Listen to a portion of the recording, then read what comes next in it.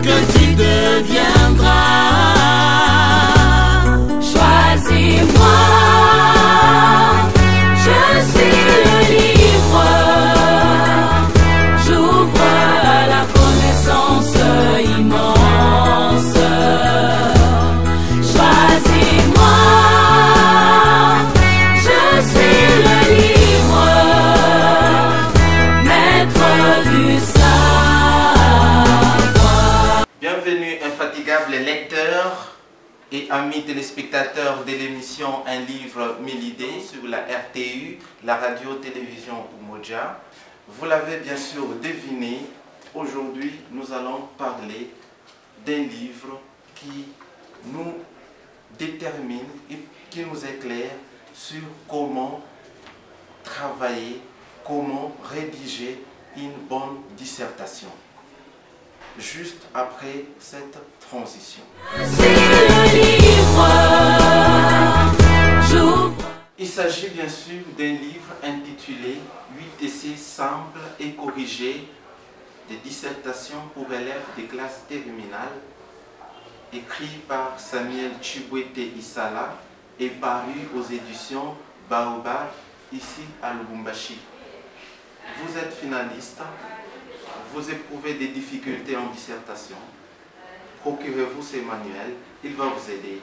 Voilà pourquoi nous recevons sur ce plateau 6 élèves, 6 intervenantes qui ont pu parcourir ces livres intitulés 8 essais simples et corrigés des dissertations pour élèves des classes terminales. Elles l'ont lu et apprécié, elles vont pouvoir partager avec vous leur analyse et ou donner des enseignements. Il s'agit notamment de l'élève Divine Lupika, bonjour. Bonjour. Nous avons Flora Kalumba, bonjour. Bonjour. Nous avons aussi Lumière Mutoke, bonjour. Bonjour. Nous avons Gracia Kabongo, bonjour. Bonjour. Claudia Mwameni, bonjour. Bonjour. Et enfin Gloria Moma, bonjour. Bonjour. Aimables téléspectateurs, comme je le disais au début de cette émission, nous avons le réel plaisir de recevoir pour vous des élèves du complexe scolaire Anouarit qui ont lu ces livres et apprécié et vont devoir nous partager leur lecture ou le fruit de leur lecture. Elles sont toutes de 3e commercial et gestion, ancienne 5e des humanités. Nous passons à la toute première question que je vais adresser à Divina. Tu as eu le temps de lire ces livres qui parlent de la dissertation. Dites-nous, qu'est-ce que la dissertation? Question simple. La dissertation est une composition, un écrit d'ordre littéraire, scientifique, technique ou social. Le petit Larousse nous dit que disserter vient du latin dissertare qui signifie faire un développement dans le but de convaincre le lecteur ou encore l'interlocuteur. Merci Divine de cette intervention. Gracia Kabongo, tu as eu aussi l'amabilité de parcourir cet ouvrage qui te prépare à une bonne dissertation, puisque bientôt tu seras finaliste. En quoi réside la clé de la réussite d'une dissertation, selon ce que tu as pu retenir de ces documents? La clé de la réussite d'une bonne dissertation réside dans la compréhension du sujet. Un sujet mal compris conduit inévitablement à un mauvais développement en dépit des prouesses de l'élève rédacteur. Il faudrait savoir qu'est-ce que c'est que comprendre le sujet. Comprendre le sujet, c'est arriver à redire clairement, sans alterner, le sens initial du sujet. Cela suppose au préalable une lecture attentive et raisonnable du sujet, une lecture qui permet d'en saisir la portée réelle. Il impose donc de connaître la définition, la signification de chaque mot. Pour pouvoir comprendre le sujet, nous pouvons nous poser quelques questions, comme de quoi s'agit-il? Le sujet propose-t-il quelque chose de particulier à notre réflexion? Si oui, quoi? Quelle en est l'idée centrale du sujet? Merci Gracia pour cette intervention. Nous revenons à Gloria. Tu es aussi parmi les lectrices de ces documents. Dis-nous comment se présente les questions pour découvrir un sujet de dissertation? De quelle manière? Pour découvrir un sujet de dissertation, les questions se posent à l'impératif. Éventuellement, commenter la pensée de, justifier cette affirmation, montrer l'importance de l'idée, développer cette idée, commenter cette idée ou illustrer l'idée. Ok, Gloria, merci beaucoup pour cette intervention. Je note que les questions d'une dissertation se présentent toujours de façon impérative. Illustrer cette question, développer ce sujet, commenter, ainsi de suite. Toujours de façon impérative. Si vous êtes en 6e, retenez toutes ces petites précisions. Alors, nous allons tout droit vers Lumière Mutoke qui va nous parler tout de suite là, de ce que nous pouvons faire quand il s'agit d'un commentaire. Lumière Mutoke, dans un travail de dissertation, on demande parfois de commenter. Que fera l'élève rédacteur puisqu'on lui demande de commenter le sujet? Que fera-t-il? Le commentaire, également appelé l'exposé, il consiste à appuyer l'idée, la pensée de l'auteur, à justifier son avis personnel et à exprimer une pensée forte, une appréciation ou une critique à élucider. Lumière, maintenant, quand il s'agit d'une démonstration, que doit faire l'élève pour pouvoir démontrer son sujet? Qu'est-ce qu'on demande? Quelles sont les règles à respecter? Concernant la démonstration, l'élève rédacteur est appelé à un libre choix entre le commentaire ou la discussion et la vérité doit être établie sur base d'une argumentation adéquate. Merci Lumière, mais de toutes les manières, les questions ne peuvent pas se présenter seulement de façon démonstrative.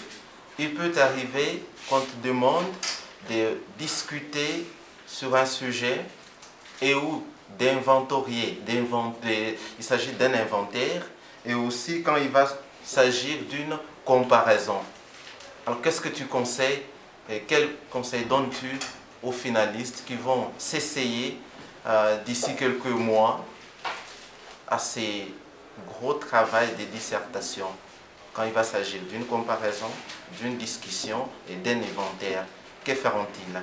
Premièrement, la discussion consiste à dégager une thèse à développer par des arguments qui vont en sa faveur et à lui opposer d'autres arguments qui vont en son encontre et finalement terminer par l'intervention d'un jugement personnel.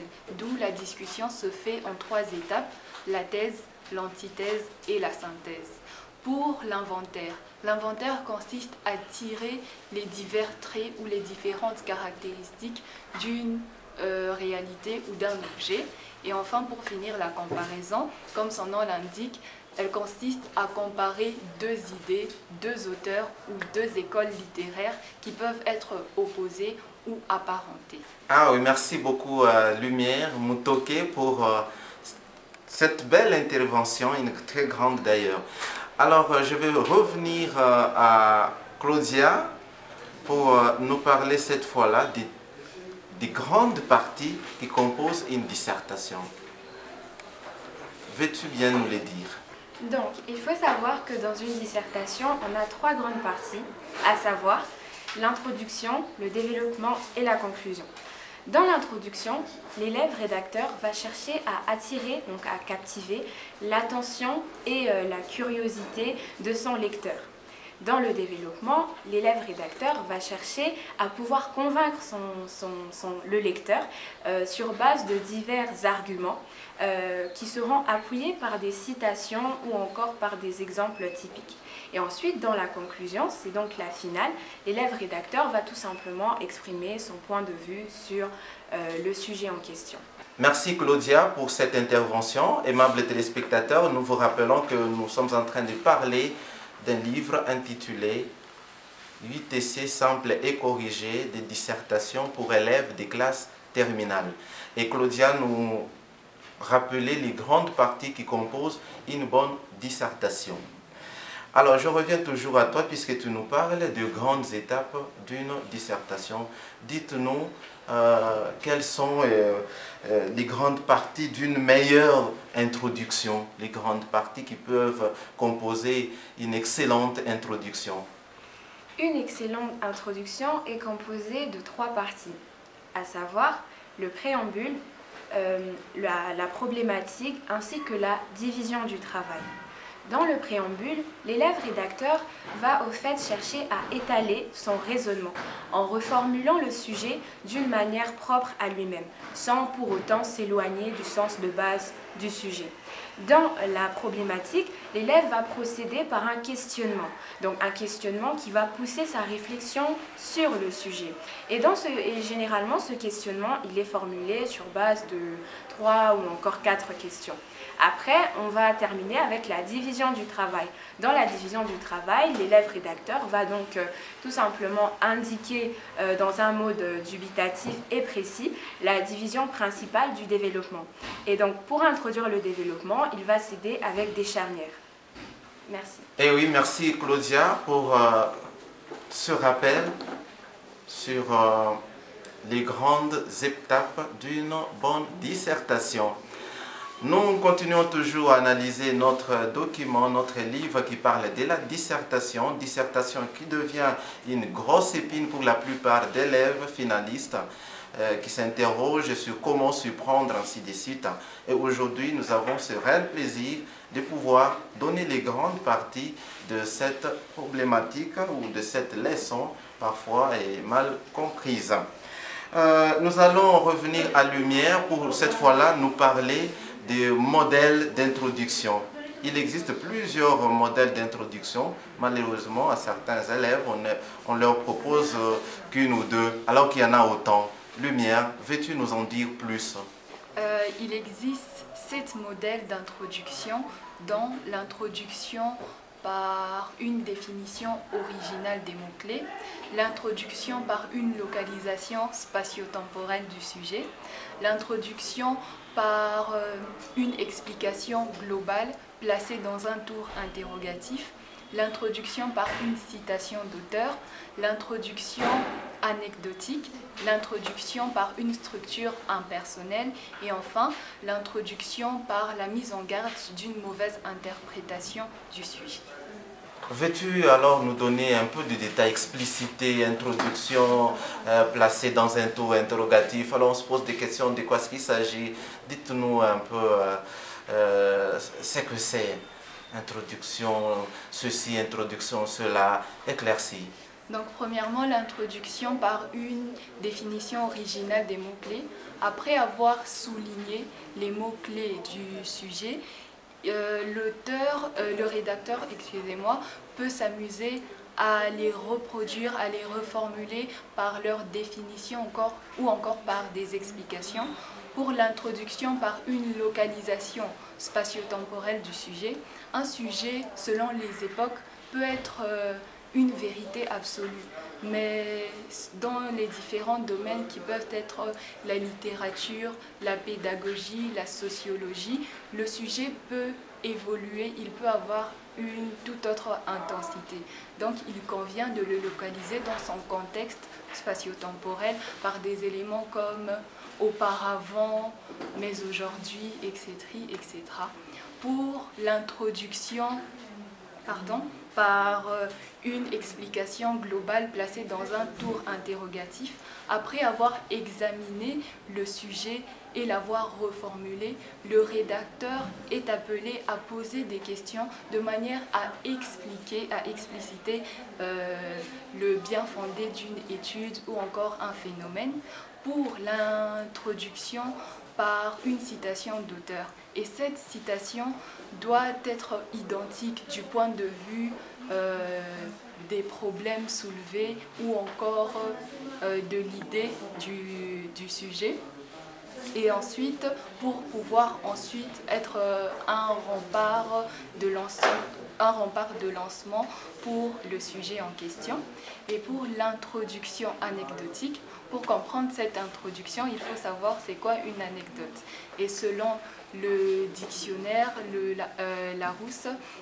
L'anecdote est un fait curieux, une petite histoire qui amène de la lumière au sujet, qui sert aussi à captiver, à attirer l'attention du lecteur. Et nous avons aussi l'introduction par une structure impersonnelle. C'est pour des sujets qui s'introduisent facilement. On peut utiliser comme structure il est évident, il est courant, etc., etc. Et pour l'introduction par la mise en garde d'une mauvaise interprétation du sujet, là c'est vraiment simple vu que selon l'énoncé, le sujet peut choquer. Il convient de prévenir qu'il ne faut pas mal le comprendre. Waouh, merci Lumia Mutoke pour cet éclaircissement. Et je vais maintenant revenir à Gloria. Cette fois-ci, elle va nous parler des plans, puisque pour pouvoir rédiger une dissertation, il existe aussi des plans. Alors je précise, des plans, plusieurs plans. Elle a parlé de 7 types d'introduction. Si vous ne les saviez pas, il y en a 7 et elle a pu les expliciter. Et Gloria va maintenant aussi nous parler des plans. Gloria, dites-nous, quels sont les types de plans qu'on peut adopter à dessein et selon le sujet pour pouvoir développer une bonne dissertation. Pour pouvoir développer une dissertation, il y a 7 types de plans que l'on peut adopter. Il y a le plan dialectique ou TAS, thèse, antithèse, synthèse. Il y a le plan problème, cause, solution. Il y a le plan inventaire, le plan comparatif, le plan suggéré par le sujet, le plan du sujet sur un mode définitionnel et le plan explication, illustration d'une formule. Merci Gloria pour toute cette grosse énumération des plans, sorte des plans d'une dissertation. Je rappelle que tu nous as parlé des 7. Et si vous ne les saviez pas, pour pouvoir bien rédiger un travail de dissertation, il faut tenir compte aussi des plans qui sont proposés. Vous allez les découvrir, si vous voulez bien, dans les documents dont il est question ici. Flora, à toi, nous allons poser une petite question, celle de savoir, pour un sujet de discussion, quel plan convient le mieux selon la logique didactique. Le plan le mieux adapté pour une dissertation est le plan dialectique ou TAS qui consiste en l'examen approfondi de 2 positions opposées. Premièrement, le rédacteur commencera par faire l'exposé argumenté d'une thèse qui est l'idée de l'auteur et ensuite poursuivra avec la présentation argumentée opposée qui est son avis personnel mais tout en essayant de contredire l'auteur. Puis va déboucher avec la synthèse qui est son jugement personnel, son avis personnel. Merci Flora pour cette intervention sur les types de plans à adopter concernant un travail de discussion. Nous sommes presque à la fin de cette grande analyse sur les livres 8TC, simple et corrigé des dissertations pour élèves des classes terminales. Bien avant de vous dire au revoir, nous allons poser les toutes dernières questions, 2 seulement, à Gloria Moma qui va nous dire les sortes de conclusions dont on peut disposer pour pouvoir chuter son développement, puisqu'il existe au moins autant, et elle va nous les préciser. Et les détails, elle va aussi nous les donner. Des sortes d'introduction, des conclusions, voulais-je dire, pour un bon travail de dissertation. Gloria, cite-les-nous et expliquez-les-nous. Pour conclure un travail de dissertation, on peut recourir à 3 formes. Il existe 3 formes de conclusion.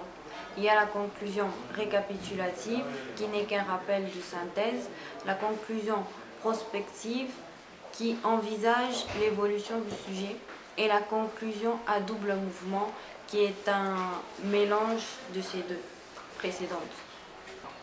Merci Gloria pour nous avoir parlé des 3 types de conclusions. Elle a explicité. Divine, la toute dernière question, puisque nous parlons de la dissertation, on a donné les types de comment découvrir un sujet, les sortes d'introductions qui existent, les sortes de conclusions, les sortes de plans qu'on peut adopter, ainsi de comment faire pour rendre sa dissertation meilleure, ainsi de suite. Vous avez tout expliqué. Maintenant, une dissertation pour avoir quel but? Dis-nous le but d'une dissertation. Ça sert à quoi concrètement? On peut donc distinguer 3 types d'objectifs pour une dissertation, à savoir convaincre le lecteur en donnant des informations ou des arguments pertinents et valables. Deuxièmement, obtenir une faveur, un bénéfice ou encore un gain. Et troisièmement, pour relever la personnalité du rédacteur.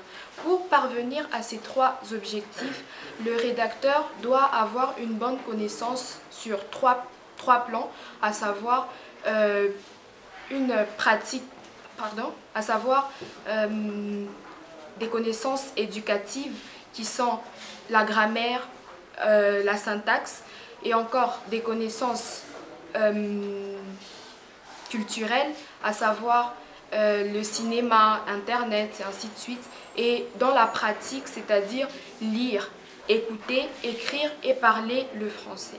Et bien avant de vous libérer, vous avez un dernier mot à adresser aux téléspectateurs, chers élèves. Je rappelle que vous êtes en 3e année, ancienne 5e des humanités. Et vous avez choisi l'option commerciale de gestion au complexe scolaire Anouarité. Quel est le dernier mot que vous pouvez adresser à nos nombreux téléspectateurs qui suivent l'émission Un livre, 1000 idées? Je le rappelle, une émission qui vous permet, qui vous rappelle, qui vous forme et qui vous redonne le goût de la culture par la lecture formative, à la fois éducative. Dites-nous un dernier mot avant de vous dire au revoir. Personnellement, j'ai vraiment trouvé très intéressant ce livre. De manière générale, j'aime pas vraiment lire, mais ce livre était tellement limpide, j'arrêtais pas de tourner des pages. Alors je suis très contente de l'avoir lu. Merci. Personnellement, ce livre m'a été d'une grande aide parce que, me connaissant, j'avais pas un très bon niveau en dissertation, mais en lisant ce livre, j'ai pu connaître différentes choses qui ont pu m'aider donc à m'essayer, par exemple aux examens, à la dissertation. Alors je vous conseillerais vivement d'acheter ce même livre parce qu'il va vraiment vous aider. Merci.